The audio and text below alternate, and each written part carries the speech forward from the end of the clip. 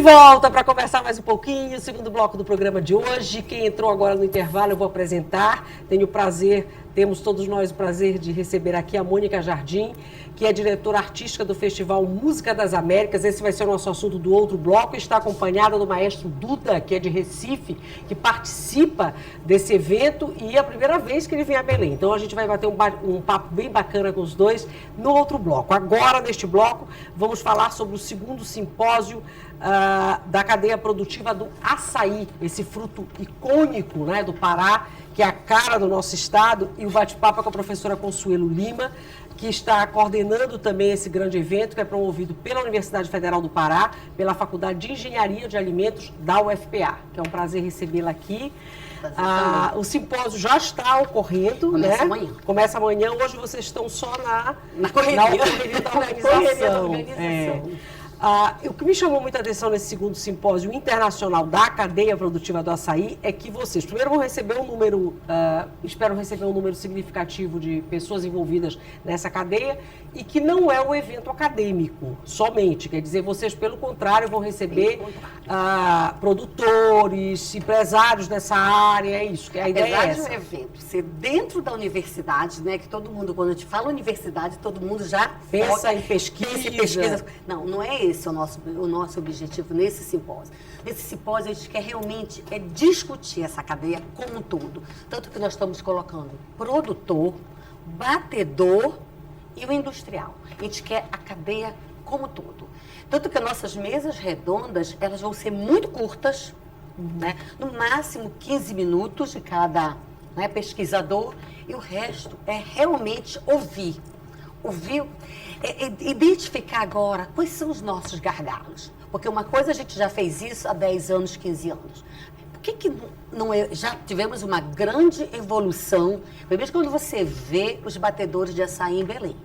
Se vocês lembram como é que era, e alguns hoje, gente, então a gente os já... espaços, eles nem melhora de ser chamados de batedores, né? Não deixam. Então houve uma grande evolução.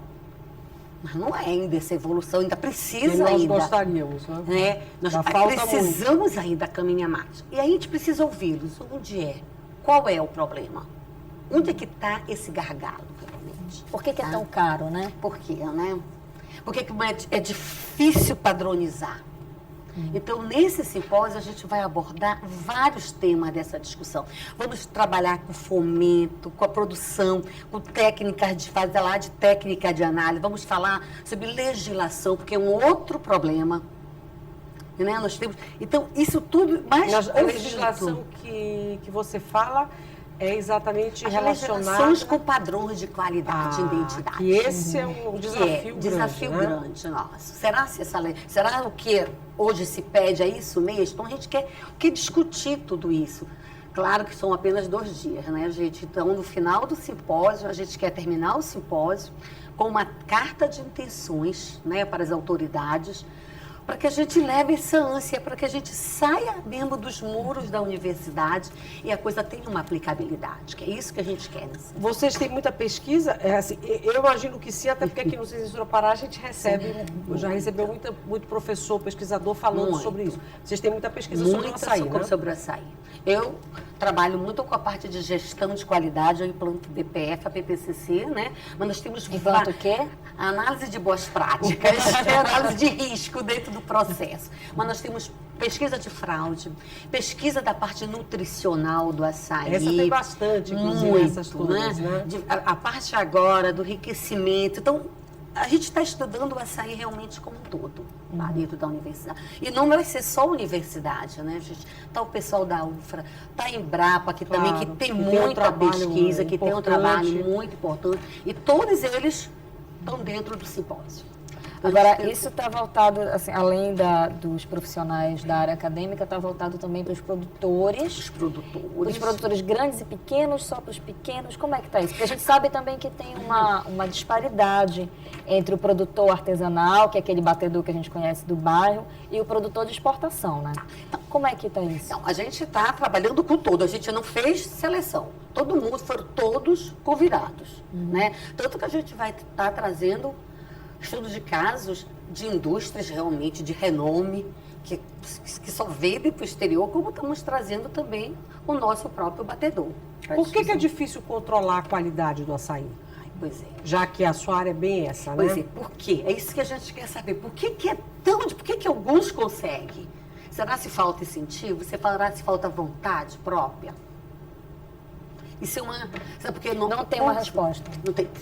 Porque varia muito de produtor, de batedor para batedor.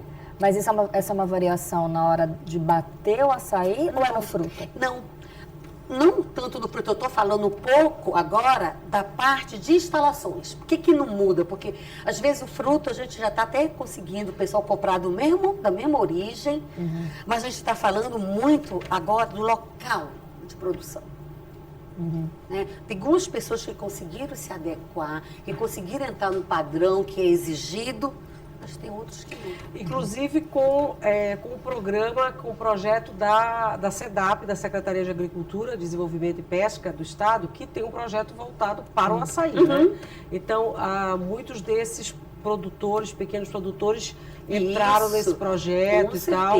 Mas assim mesmo, é claro que tem muita gente que não consegue se adequar às normas e tal, por N motivos, né? E é isso que vocês querem discutir. Que a gente quer discutir. A gente quer ouvir deles onde está hoje o gargalo. Né? Hoje é montado, existe a Casa do Açaí, onde eles têm cursos, que é da prefeitura, né? Que é da prefeitura. E tanto que um grande parceiro nosso nesse simpósio é o Estado do Pará, a SEDECT, né? Que é o nosso parceiro. Porque a gente está querendo... Que aí é a Secretaria de Ciência e Tecnologia. Né? Mas assim, o açaí é cultura. Né? A gente sabe disso, que açaí é a cara do Pará, mas tem que ter qualidade.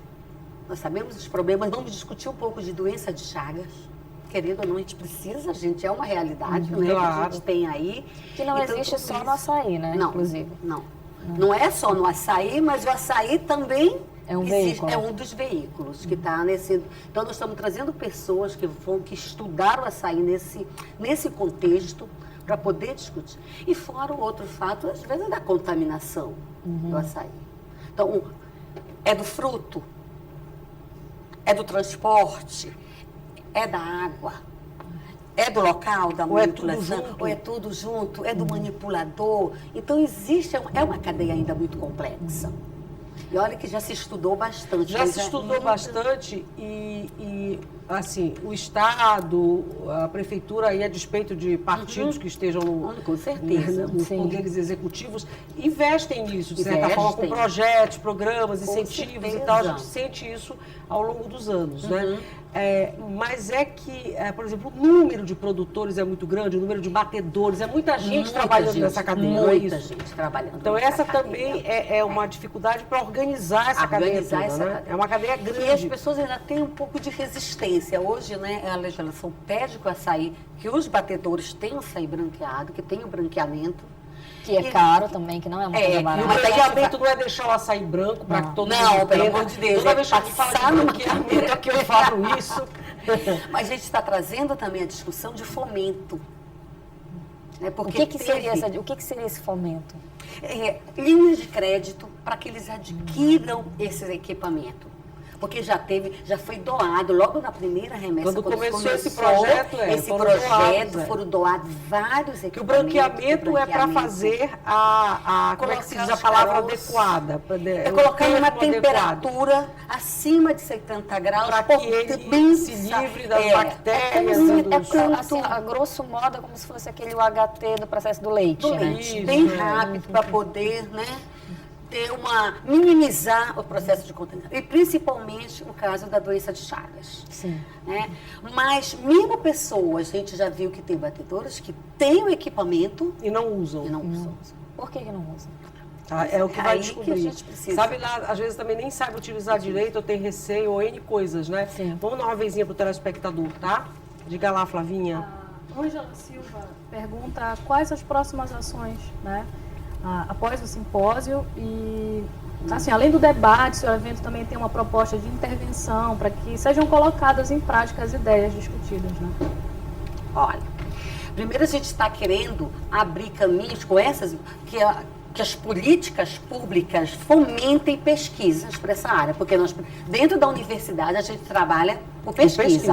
E pesquisa precisa de fomento. Então, a gente quer, com essas ações, ver onde são os gargalos e levar isso, né, para nossas secretarias, para que os próximos editais venham, porque aí sim a gente vai poder trabalhar. Ou Mas também, professora, desculpa lhe interromper, o contrário, porque a academia, a universidade produz muita pesquisa, faz muita pesquisa, Elas não e podem talvez ser não chegue lá, chegue lá. nos poderes das instituições Das públicas instituições para que elas públicas. coloquem em prática Então, o a gente vai resultado fazer uma dessas pesquisas, troca né? agora, né? Também Para tem poder. E nós estamos hoje com 3 projetos, né? De a cadeia produtiva do açaí, onde todos os nossos projetos, gente, a gente vai de encontro a eles, vai com eles. Quais são os 3 projetos? Esse nós que a senhora fala, só para São os entender, pesquisadores. são os pesquisadores da Universidade Da Federal do Pará. Do Pará. É isso. Isso. Do- Nós temos um projeto que é segurança alimentar na cadeia produtiva do açaí, onde a gente está dando mini cursos para esses, né, batedores, onde a gente vai fazer uma cartilha para eles de BPF, todas as orientações. Nós temos um outro projeto também, onde se está estudando métodos de análise mais rápidos, análise de fraude no açaí, tudo, gente. Como é que é a fraude no açaí? É o papel higiênico, É a o que cerâmica. coloca na mistura, coloca na mistura para que quando eles vai possam bater, coloca para engrossar engrossar o açaí. Ah, entendi. É isso que é a Isso, fraude que é a no fraude. açaí. O consumidor final, por exemplo, eu tenho como saber se aquele açaí está fraudado ou não? É Não. difícil, não. Às Não tem vezes como. não é como. A não ser que você seja o consumidor bem mesmo, porque às vezes é apurado. Porque não tem como a gente. apurado, né? Porque assim, eu sei que tem, por exemplo, o pessoal da Avabel, né? Eles fazem, inclusive, o lugar de bateção, ele é todo aberto, é todo no vidro, a gente vê. Né? A gente não tem como ter essa padronização para todo mundo. Mas isso é que a gente está pedindo, é isso que se Se quer. pudesse, se né? pudesse, Porque aí o isso está nas consumidor normas, veria, para né? ver eles Sim. estarem batendo. O que coloca ali. Que coloca ali. E a senhora falou de 2 projetos, falta o terceiro, que acabou que eu Um outro interrompi. projeto, a gente se pergunta muito, que é o pessoal do socioeconômico, onde nós estamos juntos, que são os fomentos. Gente, por que o açaí hoje não está na merenda escolar? Né? A gente se pergunta. Mas não está, gente. Não, já esteve. Já esteve uma já época. esteve uma época e já tá. saiu. Porque eu Tanto lembro que uma vai ter- época isso foi muito Então a gente divulgado está e também tal. trabalhando com o produtor lá, com as cooperativas. Né? Nós temos muitas cooperativas para tentar novamente colocar esse produto na merenda escolar. Só para a gente entender, ele saiu da merenda escolar por conta da queda no padrão de qualidade, foi isso ou não? Não sei te dizer, mas Há um dos controvérsias. motivos... Isso existe uma discussão muito grande sobre isso. Essa é uma discussão Mas à para parte, você né? entrar na merenda escolar, você Tem toda que uma ter cartilha de higienização e de tudo, tudo. que Você atender os- tem que atender aqueles E parâmetros. esse açaí que é de exportado, que é muita quantidade, aí como é que faz? Porque aí não me parece que o produto quando é exportado, há exigências outras, qualidade. né? Depende do país que está expedindo. Também, Quando né? o país é que te diz qual A a exigência exigência dele. Aí você tem que se adequar Claro. à exigência. Mas eu digo aí, nesse caso, o padrão de qualidade é mais alto? Geralmente ele é né? pasteurizado. Porque tem As que- indústrias, geralmente, quando exportam, o açaí é pasteurizado. Não teria como fazer essa padronização para levar para a escola, por exemplo? Açaí da escola ali do Lar Cordeirinho de Assim, Deus, isso padrão tudo exportação. Não tem Depende, como? né, de colocar e de É isso pedir que açaí. eles Isso que a gente vai gostariam, né? discutir, colocar e voltar esse açaí, pedir esse açaí. E aí sim as indústrias... Aí é uma sim, questão de política. Professora, quer fazer uma pergunta? A Flavinha tem uma pergunta e a Mônica também, né, Mônica? Na verdade, sabe o que eu queria saber? O processo de pasteurização não altera o sabor da fruta? Pois é, todo mundo pergunta, não. Muito pouco. Para quem, não muito, até nós que somos consumidores, para quem nunca tomou açaí, então, quem não conhece, porque se você for no Rio, você já viu como toma o açaí? Não, uma coisa com horrorosa. granola, com tudo. Então, imagina o açaí pasteurizado. Então, E quem nem- poderia se incomodar com esse sabor seríamos nós, os paraenses, que estamos acostumados com o sabor natural. Mas é muito pouco. E nem altera as propriedades de Não, a vitamina, nada. temperatura que se pasteuriza, tudo isso foi feito estudo. Consegue minimizar a contaminação e então destrói as antocianinas, que são, né, a coisa mais rica que tem na açaí. As o quê? As antocianinas. São né? quem? Quem Que são? são os produtos, que é a mesma coisa que tem no Quem vinho. são elas? Né, a gente não toma o vinho porque quer Então, as antocianinas também são as radicais São relacionadas aos radicais não é rejuvenescimento, aí é manter, né, de certa forma, a qualidade, a beleza da pele. Não, eu achava que essa era só o ferro, que era o grande barato dele. Tanto que o ferro, né, gente, isso já foi isso desmistificado que eu ia há dizer. muito tempo. Mas o ferro você tem que tomar com vitamina C, né? Porque Pra o ferro poder- que tem no açaí está numa outra forma que não é. Então, o grande hoje, coisa do açaí, não é mais pelo ferro, e sim pelas outras coisas que foram É o descobertas. combate aos radicais livres, e já vi pesquisadores aqui dizendo que é uma coisa que é antioxidante aqui, é outra propriedade dele, mas que Isso. também tem a questão das fibras, Das que ele fibras, tem muita, que a muita gente, o açaí fica sempre muito associado ao ferro, né? mas não- E aí, mas pesquisas já indicaram que não é tanto Não, assim, né? parece. Aqui já falamos disso também. Diga lá, Flavinha, o que a gente tem? O Guilherme Siqueira pergunta se o nível de modernização dos estabelecimentos onde o açaí é vendido influencia no preço final do produto e, caso sim, se isso seria um dos motivos para a não padronização.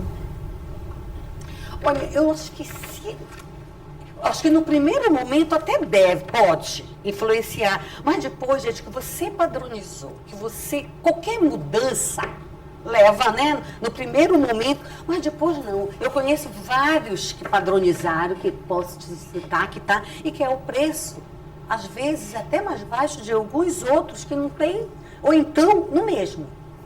Então, eu não acho que isso, eu acho que as pessoas usam isso muito como desculpa. Professora, só para a gente terminar, que eu tenho que chamar o intervalo, o evento começa amanhã o simpósio, Amanhã o simpósio. vai até sexta. Sexta termina as discussões, sábados nós